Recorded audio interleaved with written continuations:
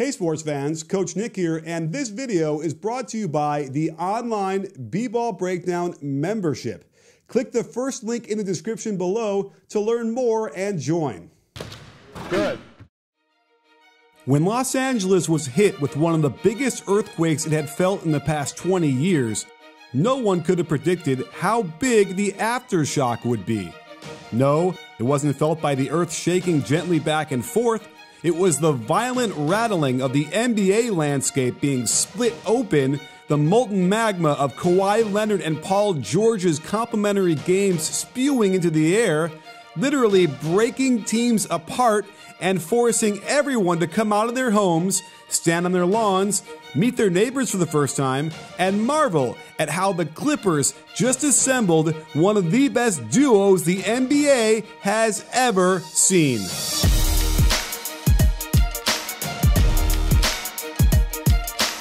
And to think, this all started in Indiana, the team that drafted both Kawhi Leonard and Paul George in back-to-back drafts. But it took 8 years to unite these two in what has to be the single most powerful pairing the NBA has seen in 20 years. But never before has an NBA team had two top 8 players at their size and length that also combine distance shooting and elite perimeter defense. The NBA has officially finished its evolution to the modern game, and ground zero is located in the Clippers' locker room. Doc Rivers is no stranger to superstars descending on his team, having won a title when Kevin Garnett and Ray Allen joined the Celtics to win a title alongside Paul Pierce. And he'll have his hands full figuring out how to get his team to mesh properly. It's remarkable to see how similar Kawhi's game is to Paul George, as their top 4 most used categories are the same. But because the frequencies are so varied, the defense won't be able to load up on one particular action. It all starts with the pick and roll, where both excel mightily by getting their own shots. Before I show you how Kawhi and PG fit into Doc Rivers' system, it's important to understand how the Clippers' offense runs, utilizing actions grouped into what we call pistol. Essentially, it involves some sort of combination of a handoff into a pick and roll or a pin down into a handoff. There are tons of options and alignments they can get from this, centered around attacking quickly from the wing in order to get into the middle of the floor. And it's what makes their potential so damn exciting. Kawhi is well versed in pistol, since the Raptors offense ran tons of it. On the out of bounds, he gets the handoff to get separation, then the ball screen from Gasol gets him a 3-step lead on Gordon to pull up for his patented mid-range jumper. And check this awesome adjustment. Keep your eye on Lowry after he hands it off. He circles all the way back around to screen the big, allowing Kawhi a free lane to the hoop.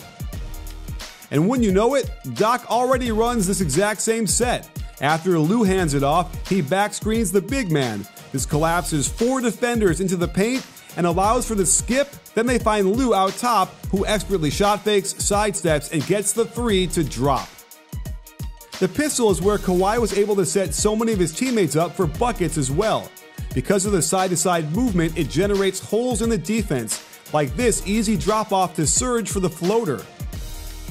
Here's the down screen into the handoff version of pistol, and Kawhi's gravity is so strong, he sucks both defenders to him, enabling Gasol to slip to the hoop for the easy dunk, a pass Kawhi can make with his long arms and good vision. It wasn't easy to find pistol action for Paul George, but here's Ferguson handing off, then Adams setting the ball screen.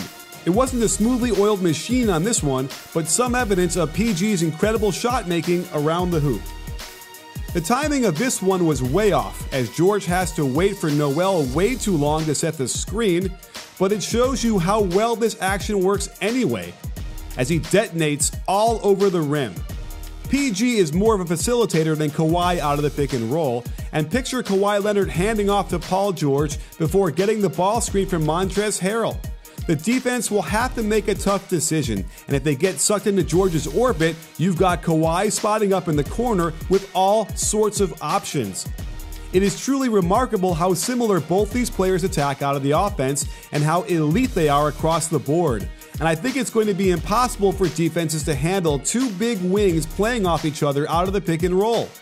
Imagine this two-man game with PG and Kawhi on the left side, and how easy it would be to open up space for George to go to work. Siakam made it work in Toronto. It'll be 50 times better with Paul George. Just imagine Kawhi setting a quick step-up screen for Paul. Leonard's gravity could easily bend the defense out of shape, and now you've got an easy look at the front of the rim. Both Kawhi and Paul will get plenty of quick drag screens as the offense tries to catch the defense out of position, and it's the most common pick and roll they got last year.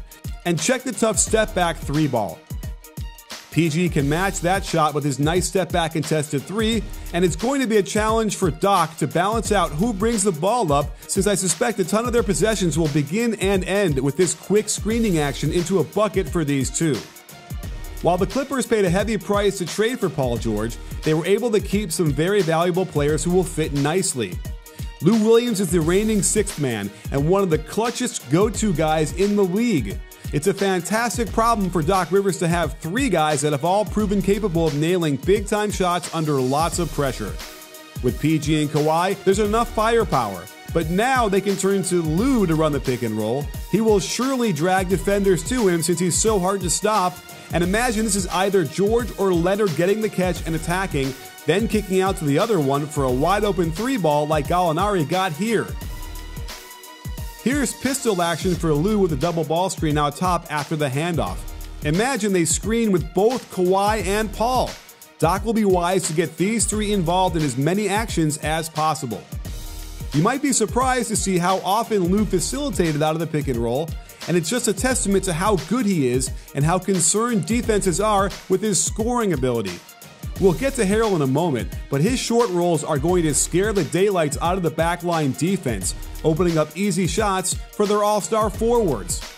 Speaking of Harrell, he's one of my favorite players for how tough he plays, and there will be no shortage of physical pin downs set for Kawhi and PG, and get used to seeing this a ton all season long. But he's not a guy who has to rely on perimeter players to set him up. On this pistol action, he dives to the rim and has to make a tough catch, gather himself, and just abuse JaVale McGee down low until he gets the space he needs to lay it up softly off the glass. And if he gets it going downhill into the lane, Harrell is one of the strongest finishers in the league who routinely posterizes good defenders. Imagine if Paul George brings it up, Kawhi sets a drag screen for him and short rolls. This forces the defense to step up, and Harrell should be the recipient of all sorts of easy buckets at the rim.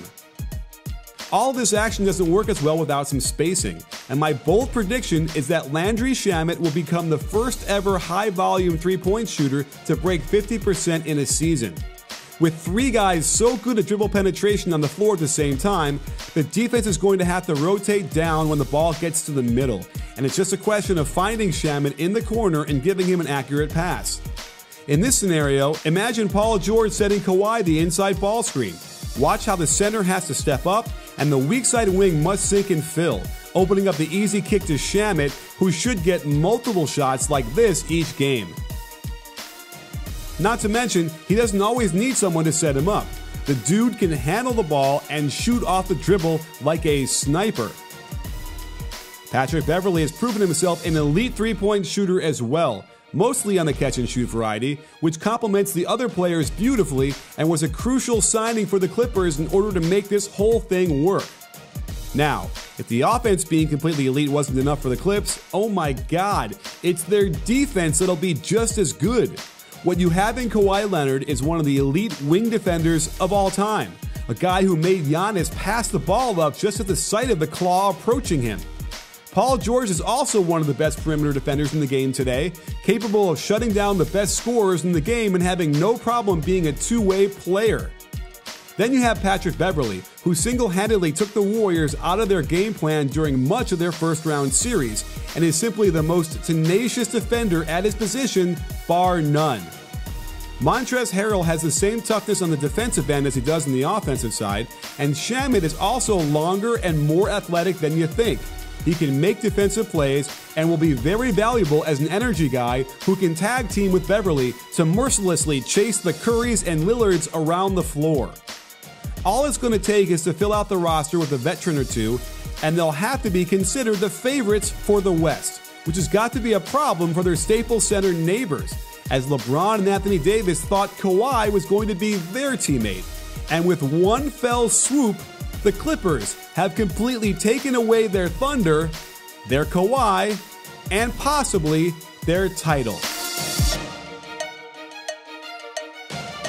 Sports fans, Coach Nick again, and thanks for watching. If you enjoyed this video, then I've got a new online basketball membership where I share with you the best of what NBA teams are doing to help you be more successful on the court. Click the first link in the description or the pinned comment below to learn more. And don't forget to like and subscribe and let me know how you feel about today's video. Check your settings to make sure you get notified each time we drop a new one. After all, at BBallBreakdown, we're not a channel, we're a conversation. You in?